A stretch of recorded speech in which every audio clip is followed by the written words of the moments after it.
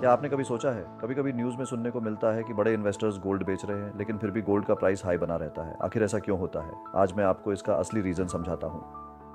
Gold market में दो तरह के बड़े खिलाड़ी होते हैं। पहले होते हैं ITF इन्वेस्टर्स, यानी वो लोग जो गोल्ड बेस्ड फंड्स में पैसा इन्वेस्ट करते हैं।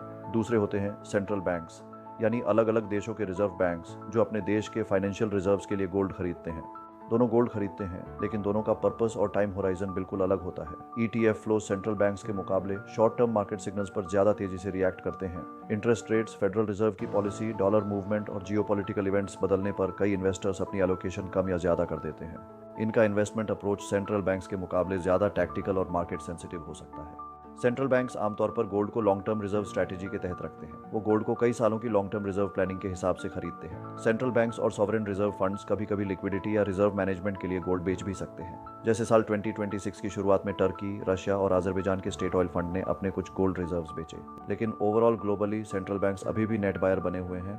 सेंट्रल बैंक्स केवल शॉर्ट टर्म प्राइस मूवमेंट देखकर फैसला नहीं लेते। उनके रिजर्व टारगेट्स, डाइवर्सिफिकेशन और पॉलिसी रिक्वायरमेंट्स भी बहुत महत्वपूर्ण होते हैं। इसीलिए बाइंग कभी धीमी हो सकती है, कभी तेज, लेकिन ओवरऑल ट्रेंड मजबूत बना रहता है। भारत ने भी पिछले कई सालों में अपने गोल्ड रिजर्व्स काफी बढ़ाए हैं, जो अब लगभग 880 टन है। और सिर्फ भारत ही नहीं, साल 2022 से 2024 के बीच दुनिया के सेंट्रल बैंक्स ने नेट बेसिस पर 3000 टन से भी ज्यादा गोल्ड खरीदा। साल 2024 में रिवाइज्ड आंकड़ों के हिसाब से यह खरीदारी लगभग 1092 टन थी। साल 2025 में यह घटकर करीब 863 टन रह गई, लेकिन फिर भी यह 2010 से 2021 के एनुअल एवरेज से काफ़ी ज़्यादा थी। इसी वजह से गोल्ड का प्राइस कभी कभी कंफ्यूजिंग लग सकता है। शॉर्ट टर्म में ETF इन्वेस्टर्स और ट्रेडर्स की सेलिंग से गोल्ड का प्राइस थोड़ा नीचे जा सकता है, लेकिन लॉन्ग टर्म में सेंट्रल बैंक्स की बाइंग गोल्ड को structural demand and price support दे सकती है। इसका मतलब ये नहीं कि प्राइस गिर नहीं सकता, बल्कि मार्केट में एक इंपॉर्टेंट लॉन्ग टर्म बायर मौजूद रहता है। इसका मतलब यह है कि शॉर्ट टर्म मार्केट नॉइज को देखकर घबराना नहीं चाहिए। गोल्ड का असली ट्रेंड कुछ दिनों में नहीं, बल्कि कई सालों में समझ आता है।